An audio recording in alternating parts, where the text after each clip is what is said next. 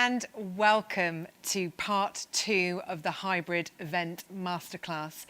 It is great to know that we've got, again, over 1,000 of you joining us here today. We are in the wonderful Etc. Venues County Hall. And before I introduce our panel, there's a couple of bits of housekeeping that I want to share with you. Again, I'm super excited to be back in London. My first train journey today. I've shot some video. It was an incredible experience, felt super safe, and I'm so happy to be back in venue and back wearing another pair of shoes. So really great to take the shoes out of the shoe cemetery again today. Anyway, what you're seeing, if you weren't here on episode 1, which I'm going to ask you, where were you? You'll be seeing us front and center of your screen. Now, when you look to the right of your screen, you will see the slides. You'll see a notes tab so that you can make any notes from the experts and what you're hearing and what you're seeing. But also, most importantly, you'll see the question and answer tab. We listened to the feedback from part 1, and we are going to provide much more time, and I'm sure we'll still run out of time, but we're going to still provide a lot more time to answer your questions. Now, recap from part 1 when we did have hundreds of questions, literally. We've done something quite smart with our wonderful partners. So you will see this underneath the screen where I'm talking. You'll see some of the videos. We'll talk about this shortly, but you can enjoy those on demand, and they are answering the questions that were asked last time. We'll cover off a lot of this again in today's episode, but please make sure that you do check in and look at those. I want to know this time from you, so get ready. We're going to start making you work and do a job. You know where we are. The sun is shining in London, in the United Kingdom today, but where are you joining us from?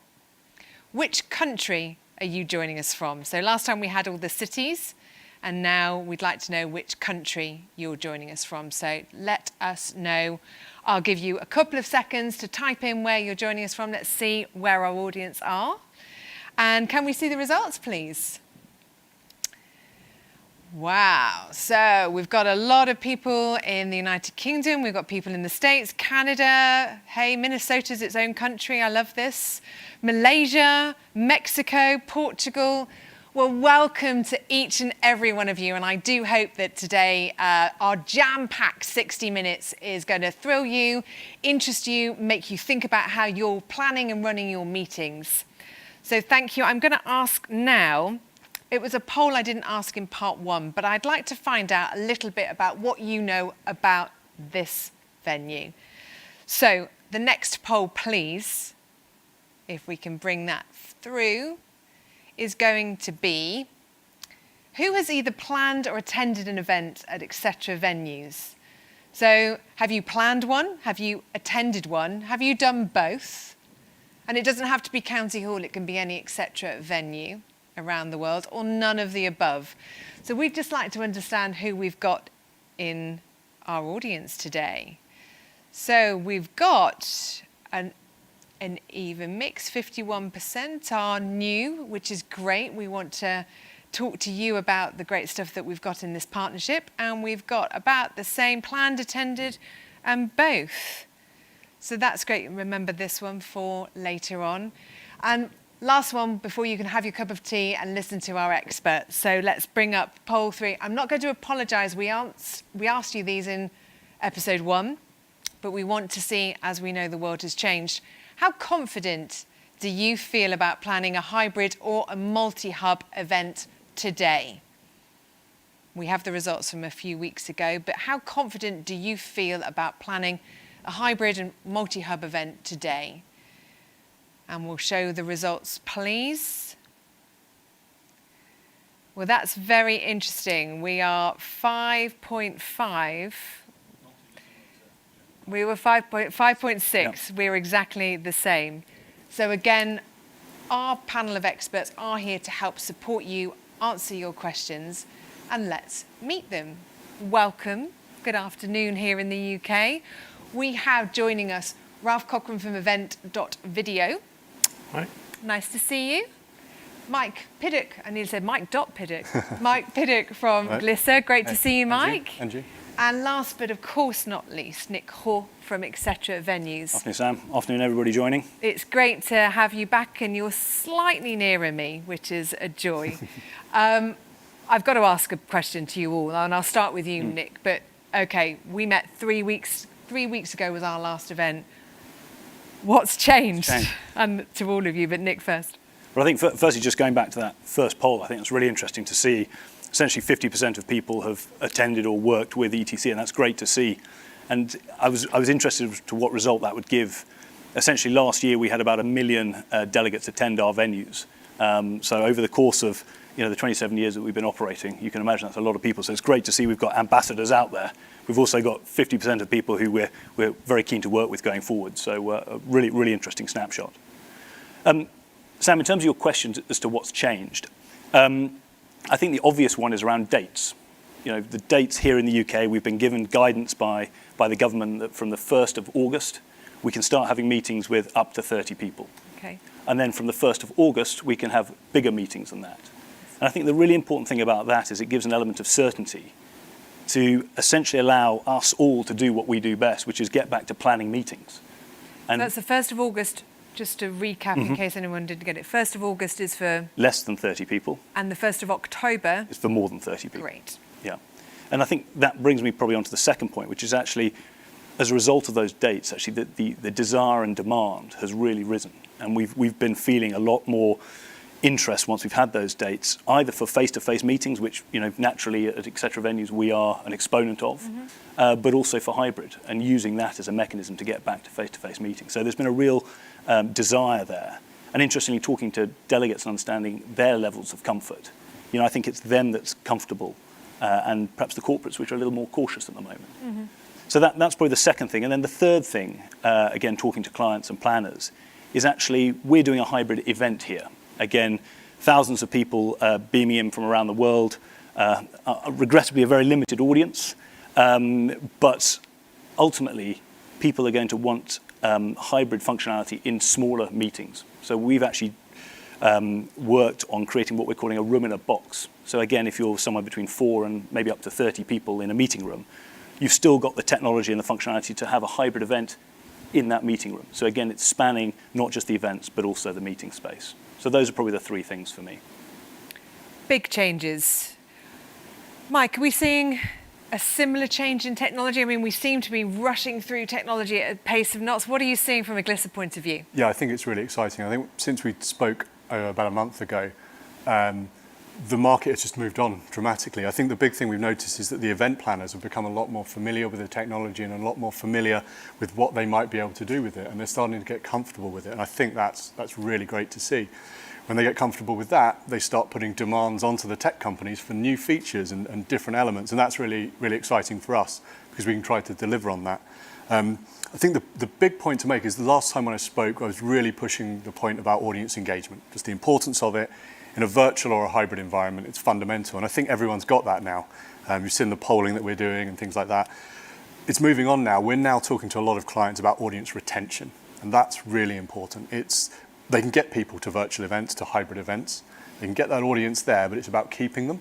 And this session is just an hour long, so hopefully we can retain most people here.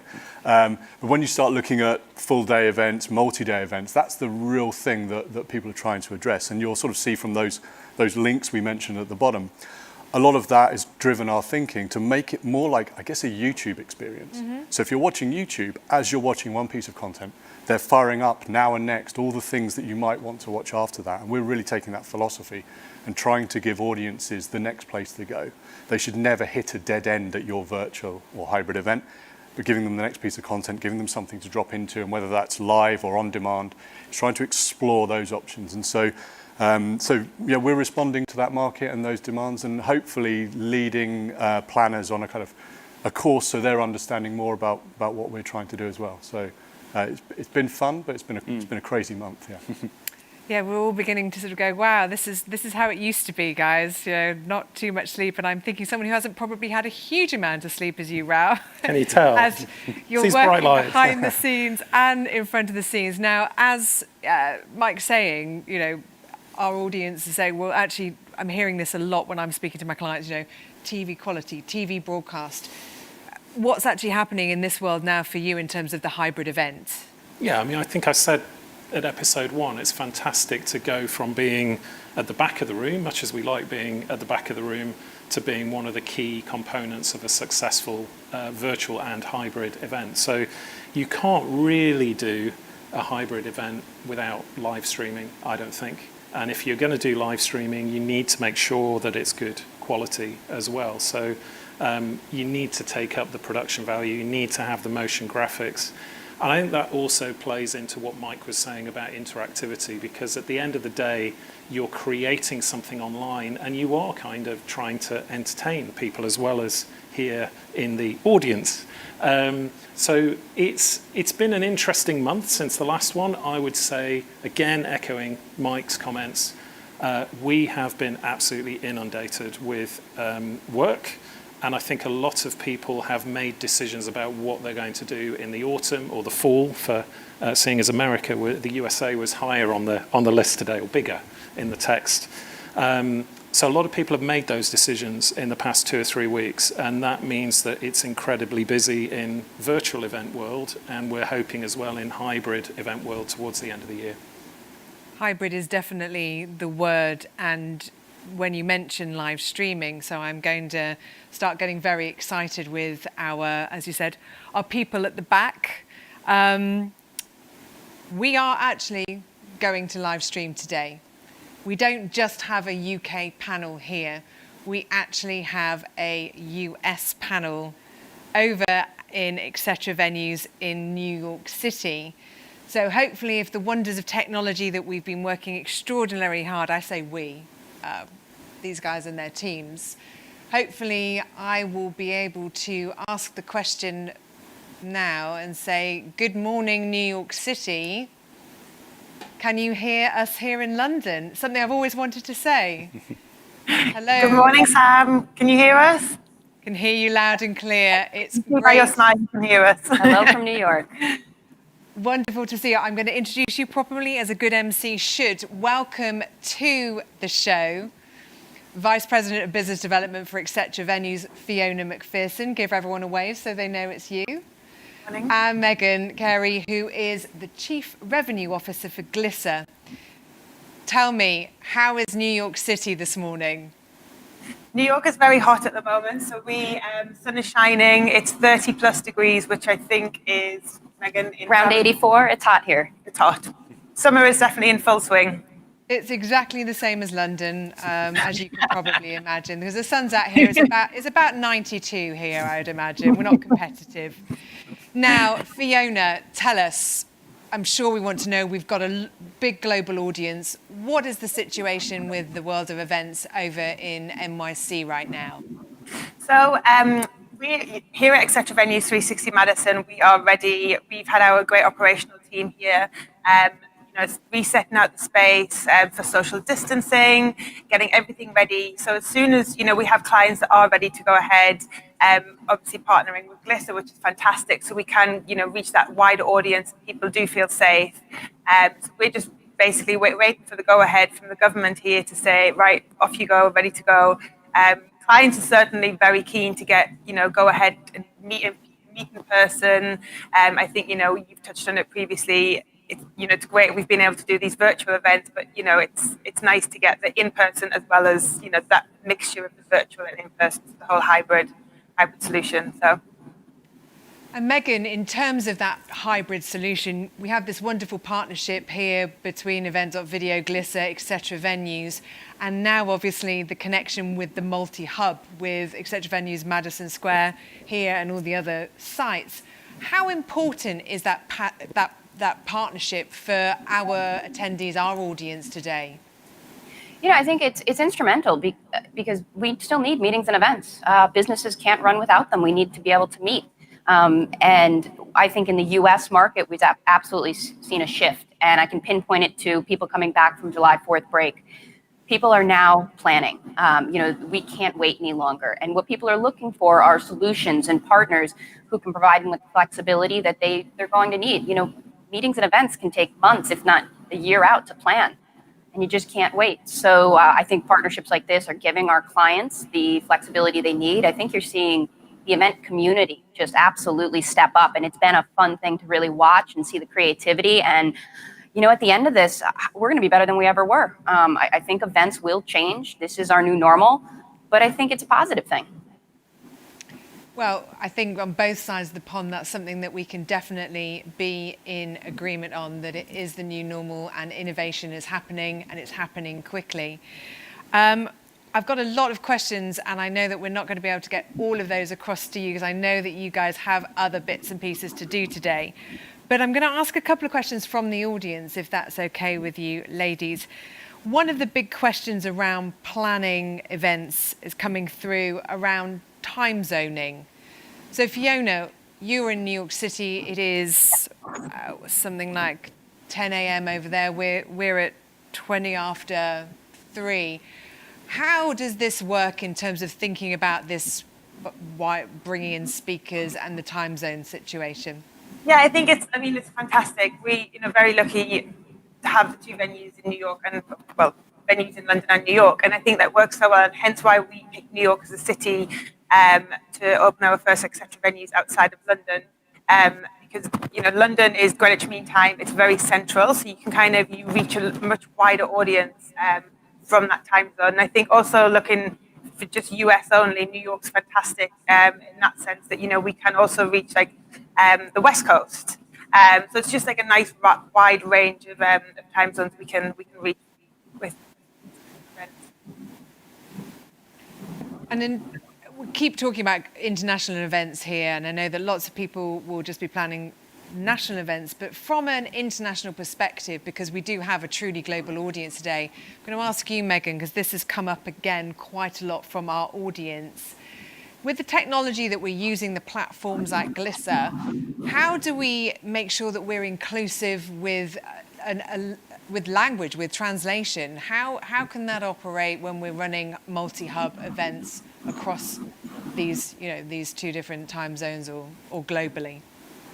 Yeah, I think on the Glisser side, we take a lot of time and look at our analytics and our client interactions to understand what is changing. And I sort of refer to it as our post-COVID roadmap. The things we're now prioritizing to deliver to clients is a bit different than maybe it was previously. And one of the themes we are absolutely hearing is a need for translation and the ability to support various languages. And it's something we've certainly heard before, but now it's gone right to the top of people's priority list. So from a Glisser perspective, we've rolled out new features in the past couple of weeks having to do with the presenter being able to change the language of the event or the meeting they're running, so that whatever region you're running it in, you can select that. We've partnered with this great company called Wordly and have an integration now that allows for live translation. So we can actually take the live audio feed from the speaker, translate it in real time into subtitles for our audience, where they can actually select the language of their choice. And, that's when you don't have the barrier of travel and trying to get everyone only in the same room, and you are reaching a wider audience. We're seeing attendee numbers tick up. We're seeing engagement numbers tick up. And we need to deliver a solution that allows them to do it in the language of their choice. So absolutely been a massive priority for us in the past few months. So that's a great big shift. Thank you, Megan. I'm going to ask you one more question before I let you guys go and grab some coffee. I know you've been up pretty early today. And again, Megan, this one is for you because I'm just loving hearing your accent. So everyone's having to indulge me today as I've got the moderator iPad. We've got a lot of people asking about voting on polls, and obviously our audience, or almost all of our audience, are virtual today. More about that later. If we've got physical delegates in attendance, can they vote in polls? Is it the same as what our virtual attendees are doing and experiencing via Glisser? It absolutely is. Funny enough, as we were sitting here and you're waiting for the camera feed to pull across, we were cheating and I had my phone out and I was voting. So absolutely, your delegates can have the exact same experience, whether they're in the room with the speakers as we are, voting on the polls, or if they're joining remotely. And that's really the key of it, how to create a consistent and a seamless and an engaging experience, regardless of what time zone you're in, what geographical location you're in, whether you're 10 feet from the speaker or 10,000 miles from the speaker. And again, quite easily, you are a speaker, and a question that has come up is around, can speakers be where you are and coming in and feeding into the London venue? And I'm guessing the answer is an absolute affirmative from you, Fiona. Yeah, absolutely. I mean, I think, we're proving the point exactly today, how we can, we're reaching the entire world with this event that we are running together. Loving it. Now, just very quickly, because we're not doing any advertising here, but Fiona, can you give us a little tiny insight about the venue? Because I know it's shiny and new, Yeah. so tell us a little bit Of about course, Madison absolutely. before I let you go. So we were very lucky. We managed to open just before COVID hit. So we did actually run some events, which was fantastic. So the space itself is 2 floors, addresses 360 Madison. So for those who know New York City, is 45th Street and Madison Avenue, which is a stone throw away from Grand Central Station. So fantastic location. Very much everything we do in London, we have picked up and we have brought to New York City. So same model, everything, chefs on site, AV. So yeah. Well, I, for one, cannot wait to be coming over and emceeing an event in the venue. Heard a lot about it before it was open, and it's been an absolute delight having a conversation with you and showing just how clear the connection can be in the conversation, the connection. So, ladies, I'm really pleased, and on behalf of, you can give them all away. They can see you. Cheers, thank you. Thank you so much. Have a great day, and we look forward to seeing you in person soon. Thanks so much, New York. Thank you. Thanks. Goodbye. Well, I just love that. I absolutely... It's great just to be able to demonstrate, because that's the best way to do it. It's proof is in the pudding, and actually being able to have that seamless interaction with New York, getting their views, understanding what they're seeing, because that transatlantic is going to be very important to get people networking in the room, but then also the hybrid hub, allowing international businesses to feel as though they're in an in-person event, whilst also being able to get over the barrier, which is maybe visa restrictions, travel restrictions, which are in place today. So again, that's one of the beauties of hybrid, is actually addressing an issue that is here today. Now, you're smiling away now. You're smiling and you're very relaxed. I'm happy that it all worked.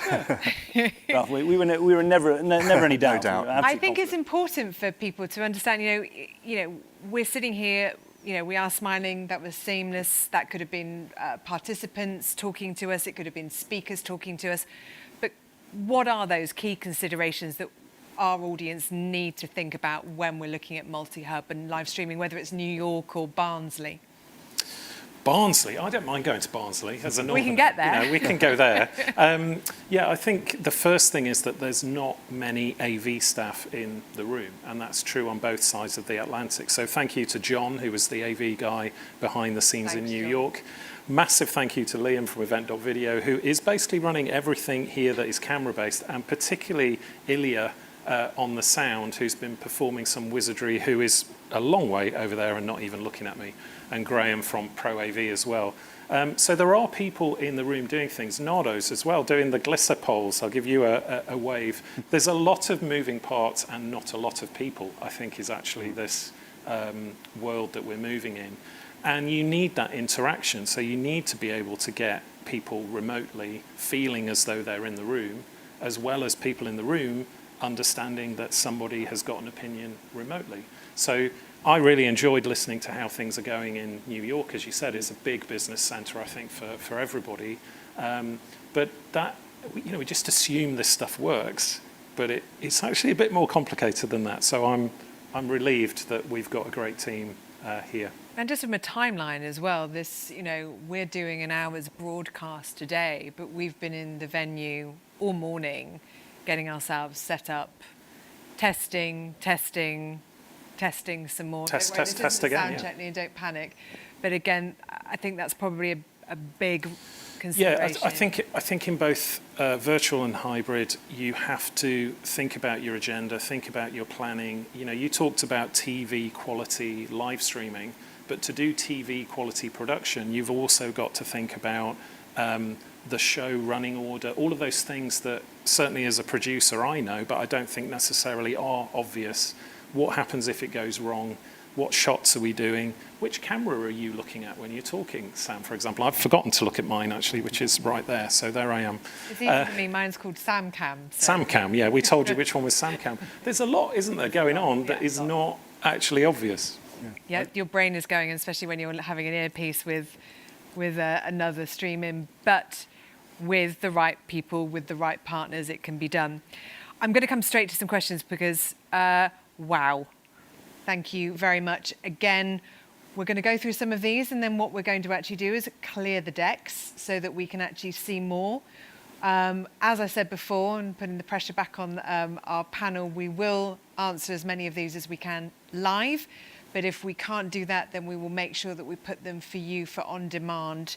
If you see a question before you write yours, have a quick look at them and see if there's something that's similar to what you're asking, and upvote it so I can see it here and ask your questions.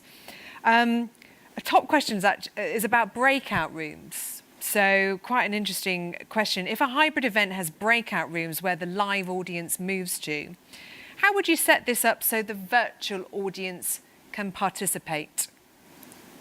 I can start that. I think the physical audience would be very similar to how you would usually. I think you've got to think about if you're having a number of breakout rooms, do you need video in each breakout room? Because if you're running it as hybrid, you need to think about that.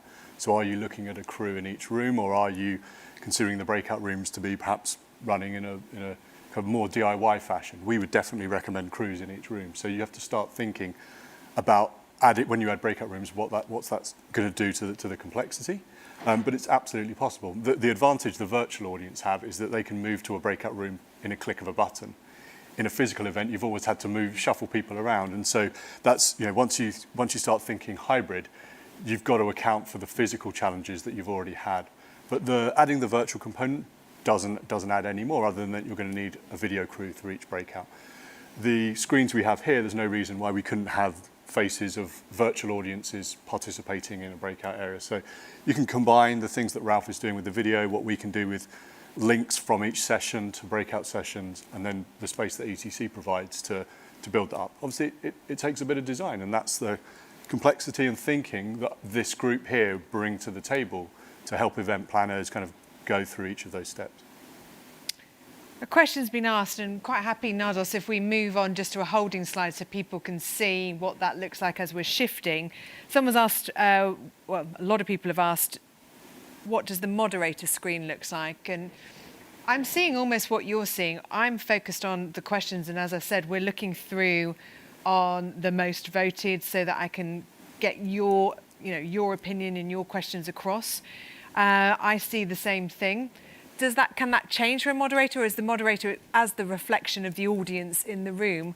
I'm going to see what I see, what our audience see.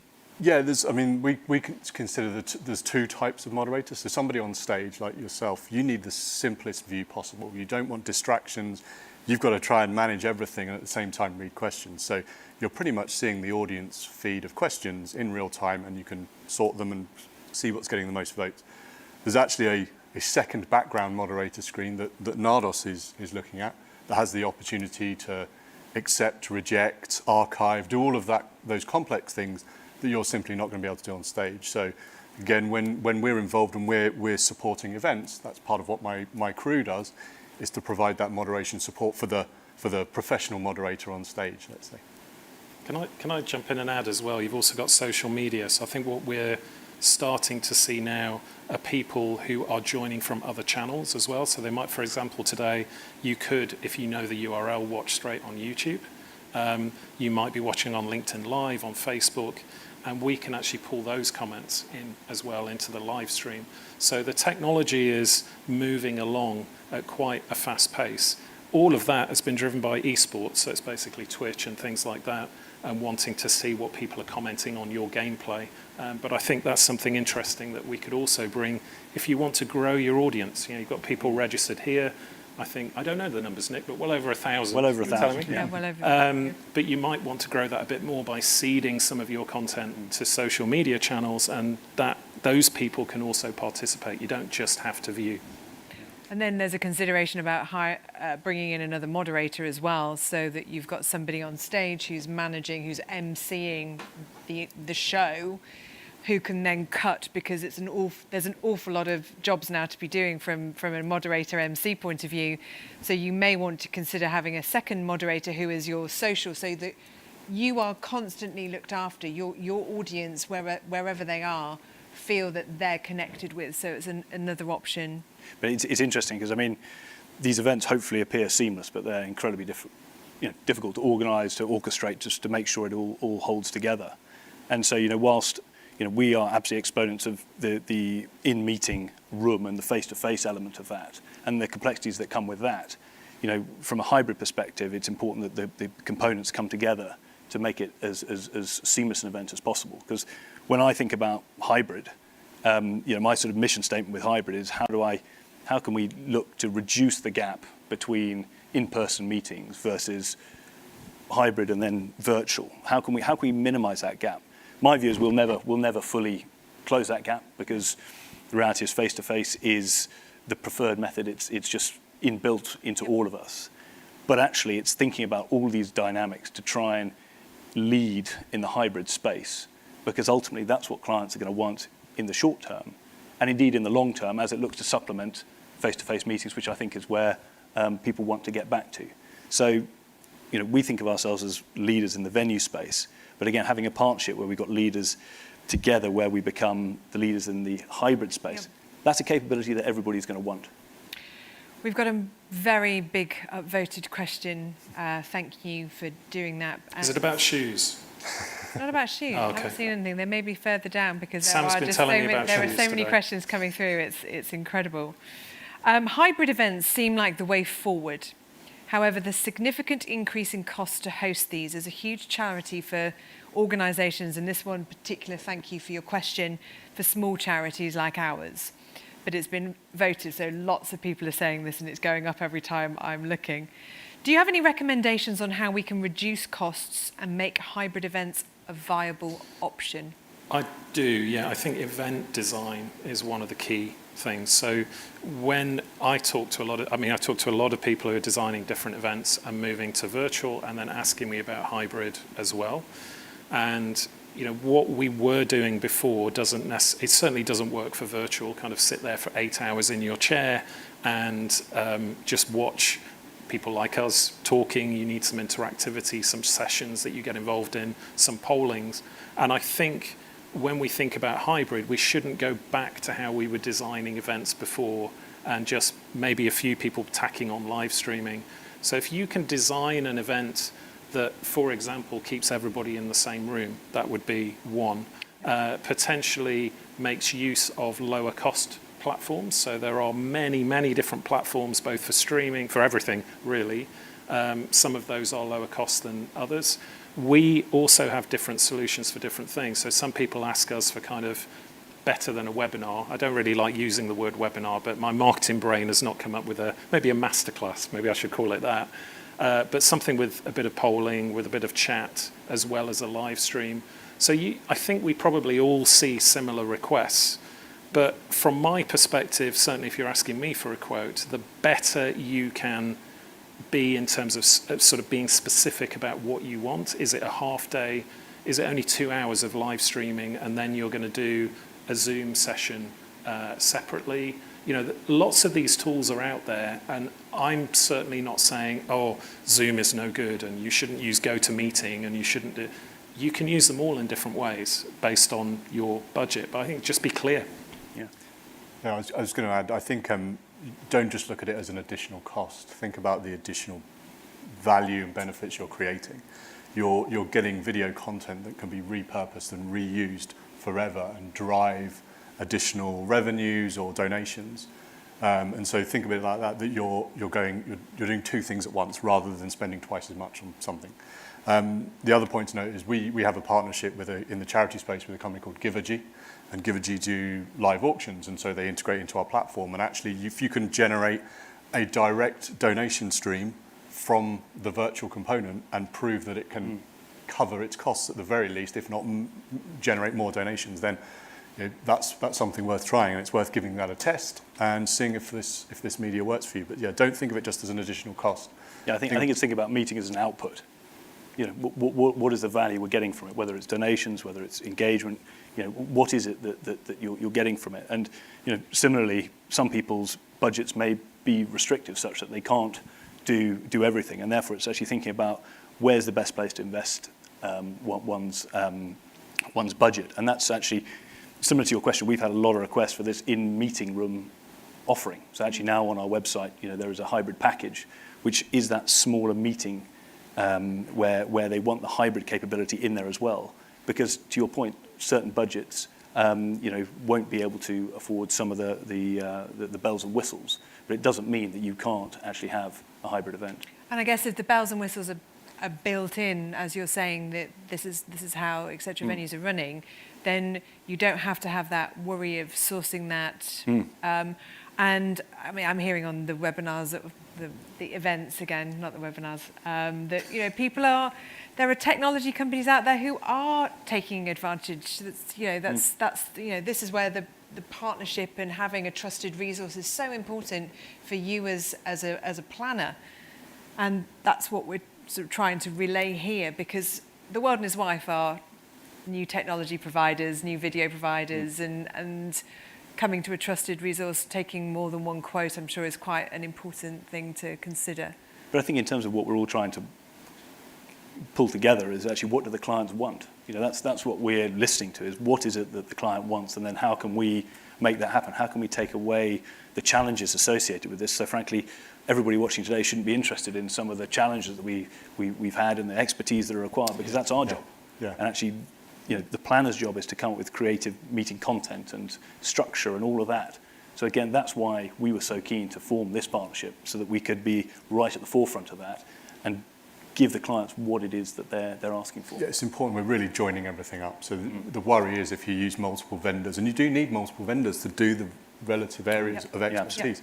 If you bring them together yourself, there's a danger that things get dropped between the gaps. There's a lack of ownership and things handing over. And event planners will know this from everything they do. It's so important that the people you've got together work together well. And the fact that we're doing this, the fact that it's the second one of these and we're trying something new and bringing in the US and proving that it works, we can talk about the challenges that we've had to deliver that. But the point is, you don't need to worry about it, because we're showing you that it can be done. And by getting this package, you can rely on us to bring that to your events. I think there's also a lot of things that we've already done and conversations that we've already had. So, certainly people talk to me about event design, and I'm the live streaming guy, but I have worked on so many events now, and I'm sure everybody here feels the same way, but particularly in this virtual stroke hybrid space, I can tell you, for example, things that have happened offline. I've just listened to you with the charity giving thing, which I think is brilliant. What a great idea. So now I've got that in my head. There's all sorts of things that people ask about engagement and interactivity, and we've either done it or we've seen things happen. So we can give you the benefit of our experience. We have a lot of questions around the technology. There was a question around that Fiona's sound was slightly quieter, and this is the same. If you watch any broadcast, you'll see there's always going to be a little bit of latency. That's just, that's how... Go on, give me the hard questions then. I'm not going to give you the hard questions, because actually I think there's a lot of questions here which we can do on video. So I'm going to take that executive decision. I hope you don't mind, gentlemen. Sam, you're in charge. I'm in charge. Not very often they say that, but there's a lot where we can just run through, because they are really good questions, but we could have a whole just technical masterclass actually on the how-to guide. And frankly, I'm sure you're bored of my voice asking questions. So as a special treat, I don't know if you did listen earlier on, but I did mention that you can have audience members when we were talking to New York City, and they were participating as an audience. Well, I am really, really excited, thrilled and delighted to be welcoming one audience member here to County Hall, MPI UK and Ireland Chapter President, marketing consultant, one of my closest friends and a co-founder of Lockdown Wine Club Wednesday. Welcome, Judy Alvey. Hi, thank you. Great to be here. How are you doing? What's this experience like? Because this is the first time we've had a person in the room. Give an insight to the audience. I'm just really excited. I was super excited to get on the train and come up to London, firstly. And just coming into the venue, everything was very social distancing, and the venue's got all its, checks in place. So I felt very, very safe. And it's great, even though we're all kind of at social distance, I still feel like I'm interacting and I'm being part of the event. So it's great. So you've seen the polls from our attendees, you've been listening to both our US and our NYC panel. From sort of your president, putting your president hat on of MPI, is it the same things you're hearing? What are the concerns, the worries, the positives from MPI members? Yeah, I think so. I think there's a real mix of people that are kind of eager to get back to an in-person live event, but there's people that are still, I don't think it's the right time. I mean, certainly for MPI, we do a lot of national events, and we're doing a lot of virtual ones at the moment, and hopefully they will become hybrid come September. I also am working on the international European event for MPI, and so that's definitely going to be a hybrid event, because we're going to have a load of visitors from overseas, and whether that is the European contingent or a lot of the American team will come over as well. So we're certainly already looking at how we make that hybrid. And I think there's different concerns from different audience members. And just with your marketing consultant, super guru hat on, do we have to look at marketing these events differently to our different audiences that we've got? What's your advice for those people? Because marketing is your speciality. Yeah, I think you do. And it might bring me on to one of my questions actually for the panel, because I think that the three reasons people attend events is pretty much education and networking. And I think certainly the networking is what worries everyone about virtual and then about hybrid. And that was my kind of question is, I think it's been one of the biggest challenges, certainly at virtual events I've attended and I've hosted. And there's lots of different things happening, and people are trying out different, ways to do that. But, you're going to an event to meet other people and meet like-minded people. So what is the best way that you see of facilitating networking at a hybrid? Over to you. Well, so the first thing is there are many different platforms, aren't there, and different tools, and Glisser here are one of the best ones. But I think, first of all, it's explaining to people how to use that platform. So I've been to quite a few virtual events. I've been to virtual events organised by friends, but also ones that we've been live streaming at. And I won't name names, but I've pretty much seen all of them. So you could mention any platform name to me. I think the best ones are where you actually connect with people, the meeting happens, the video call happens, and in my case, you get sales leads from it. So I've been to a couple of events that were incredible for that. I mean, I think I did 8 sales calls in 2 hours. It was spread, so the event design was you had separate blocks to do sessions with other people, which is also really good, because it's like you can talk to your peers and there's more than just me and you talking, and that's also got some value. But I think as well, those 8 meetings, I think 6 became clients. So for me, 2 hours, that's incredible. My problem was actually being on time for the next one, keep kind of timekeeping, because I could have kept talking. Moving to hybrid, I definitely feel today, it's great to see. Obviously, we work very closely with Mike, who's kind of behind me here. I don't know where the camera is and what's going on, but Mike's behind me, but not normally.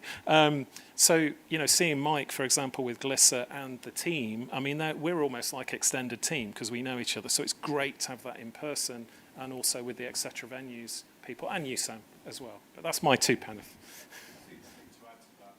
There are some great networking tools out there, and the good thing about the event technology industry is that we're all pretty close. We know each other, we're friends, and we connect our products. We join them together. We do that in a way that allows the delegate to sign on once and then move between products.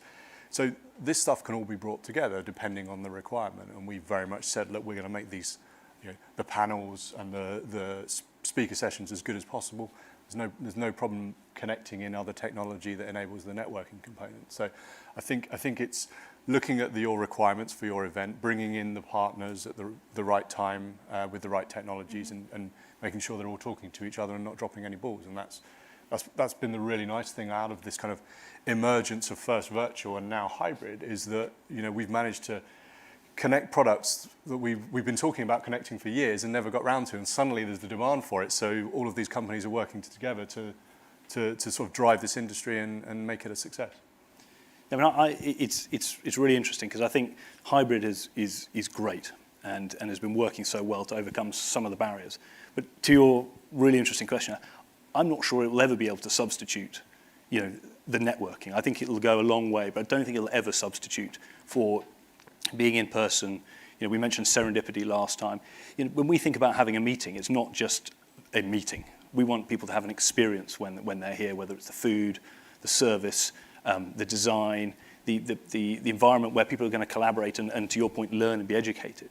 So I don't think it's ever going to be able to substitute that, because fundamentally people want to meet. We're all excited to be here, and there are only very few of us. So I think it's going to be difficult to replicate, but I think there are lots of tools that can help us go as far as we can. I talked about almost my mission statement for hybrid, which is to try and close the gap, with the caveat that I don't think we'll ever be able to close it, because ultimately people want to meet face to face. And it sort of comes back full circle where I can see face to face being close to what it was before, but really supplemented in a brilliant way by having the technology of hybrid, so that you can benefit from all the networking and that interaction, but also the accessibility and the flexibility that hybrid offers. So I think it's made great strides forward, but my view is I don't think it'll ever substitute. But of course, we're exponents of face-to-face meetings. Back to you, what do you think? I think there's still lots of difficulties. I certainly agree with Nick on, I think people want to still meet face-to-face. It was interesting what Ralph said, because one of my next questions was really more about the sales side. It's more about, a lot of people go to events because they need to sell a product. And if you're, and pre-COVID and in a previous role, we attended a multi-hub event, and my sales team were very much like, it didn't work for me, because although I could see all these people in these different hubs in different cities across the world, you know, we normally connect and do the sale over a beer afterwards, and they weren't physically in the room with us. So I think we need more examples of how to make that work, because let's face it, a lot of people do events because it's a sales tool and it's a sales channel for them, and they need to make sure their sales team are getting all those benefits from it. I think the examples are really important. I mean, literally on my task list is creating YouTube videos about how to do this and how to do that. I do want to join the Wednesday wine club. Is that a real thing, or is it just you drink wine and talking to women only? Is that allowed? Well, so far, maybe you can have a special guest. We'll have a special guest. Yeah. Can't invite everybody, it's quite exclusive. Go. Yeah. But actually, one of the things I think you alluded to when in your opening statement was about the confidence of coming back to venues. And actually, I think what in the UK, our Prime Minister said, build, build, build. And I think our message, whether it's hybrid now and face-to-face plus hybrid later, is meet, meet, meet. Because as you said, it's such an important part of culture within businesses, sales channels, marketing tools. Meetings are just such a critical part of driving economies. So, you know, from our perspective, having a date and putting in place all the rigorous processes that we've got to make sure people feel increasingly confident to come back into the meeting arena, I think is a really important one. So I'm glad the experience today was along those lines. Absolutely. And I think on the sales point, it's a bit like the answer to the charity question. It's, you know, don't treat it as competing. Treat it with hybrid. Treat it as an extra opportunity to run a virtual booth alongside a physical booth. Look at combining the two, and think about if you're looking to your sponsors, thinking about giving them more than what they would have had with just a straight physical event. They can have somebody running a virtual booth virtually. They don't even need to fly. Any additional leads that they get from that, any additional business, it's all incremental. So I think it's constantly looking to compare virtual versus physical is the wrong thing to do. Look at hybrid and look at taking the best from both. Yeah. And look at incorporating, and I think, again, it is about communicating, networking with your peers, and talking to planners out there who are doing these events, talking to organisers who are doing these events, because there's some really, really good stuff happening. You know, whether it's a virtual cooking class or a hybrid cooking class or a cocktail.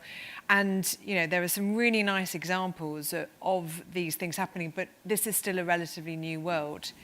I mean, even having you here in the room asking the questions, I think she's doing a great job and probably will take this seat off me. And it is great to have my wine club Wednesday. I haven't seen Judy since before lockdown, and I'm desperate to give her a hug. This is extremely hard for both of us at the moment. But Judy, thank you so much. I'm going to go and head back to the Q&A, if that's all right. And I give her a round of applause because normally that's what we do when you're all in the room. Hope you're giving her a clap. We'll see those pictures. There's a bit of confusion, so I just want to wrap on this question particularly. There's some confusion about what you actually need to run a hybrid event. Somebody said or a few people have voted this up as well, the management platform, the streaming, the engagement, do you need 3 different platforms? What do we need to put something like this, for example, together? So from the platform side, we've got the Glisser platform, and we've got one operator running it today. Very, very simple.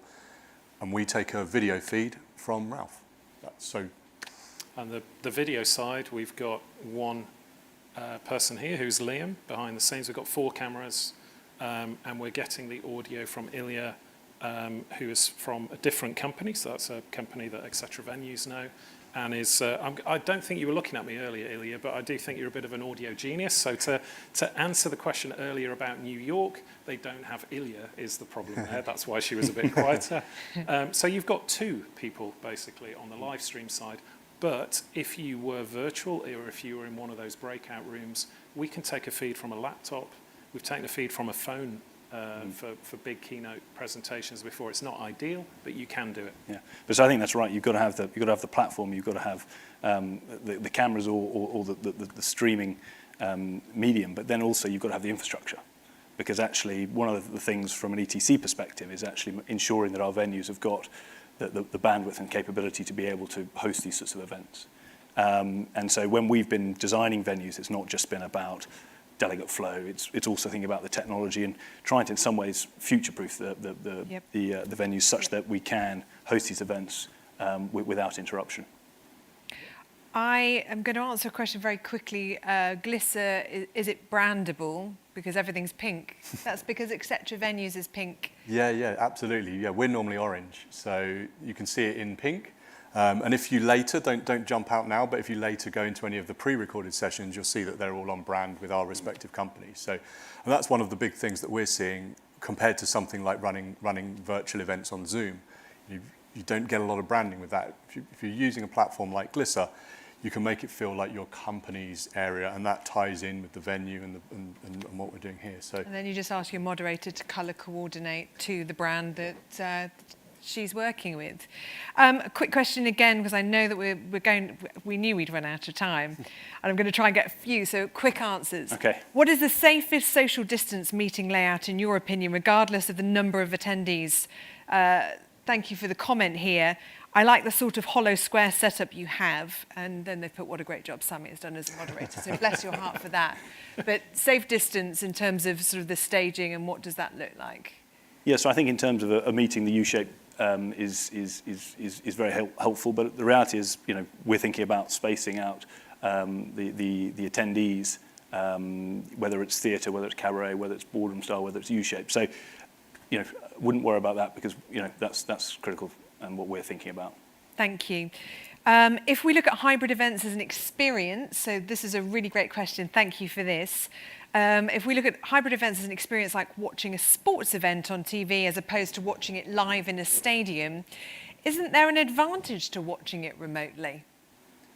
Yeah, I mean, I often use the sports analogy whenever I'm talking about hybrid events. I still would prefer to go and watch a football game live, but that doesn't mean that I'm not willing to buy a Sky Sports package and watch all of the games that I can't get to, plus all of the pre-match build-up, the post-match interviews. Think about it exactly the same way with your events. You will still get delegates that want to be there for the best experience. But when you're thinking about the virtual delegates, think about what value you can add to them because they can't be in the room. So record extra video, like we've done the little skits so you can see the answers to the previous questions. You can build up other components that give virtual audiences value to offset the fact that they can't be there in the room.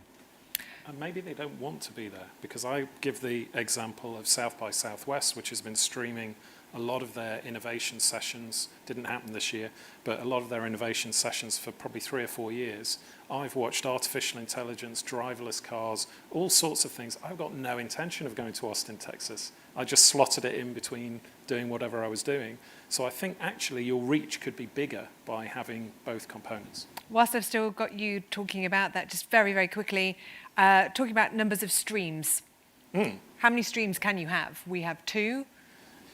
So the limit is actually the streaming provider. So somebody like YouTube doesn't mind because they're making money from your content. And unfortunately, the issue with YouTube is you get those little videos at the end saying, which is based on your search history before anybody messaged me, I have had this. Why am I being advertised this? It's your search history, not mine. But you get those things at the end. You can't brand the YouTube player. But something like Vimeo, you can. Each license, getting quite techie here, but each license with Vimeo, you can simultaneously stream 3, but you just have multiple licenses, or you give them a bucket load of cash and buy the big enterprise license.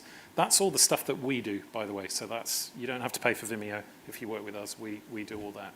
So in theory, you can have as many as you like, but your internet connection needs to be good. And here it is very good. It's excellent, as we found out, updating lots of things today.